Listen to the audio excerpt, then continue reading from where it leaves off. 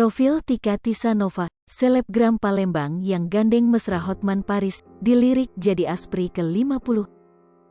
Hotman Paris dikenal sebagai pengacara yang lekat dan sering dikelilingi oleh para perempuan seksi.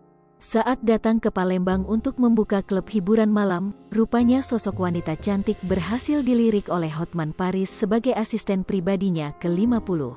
Namanya Tika Tisanova, seorang selebgram asal kota Palembang.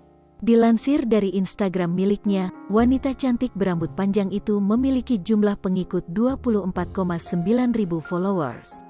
Dari video yang dibagikan Hotman Paris, tampak wanita muda itu menggandeng merangkul tangan Hotman Paris. Dengan panggilan khasnya, Abang, Tika Tisanova mengaku senang bisa kembali berjumpa dengan sosok pengacara fenomenal.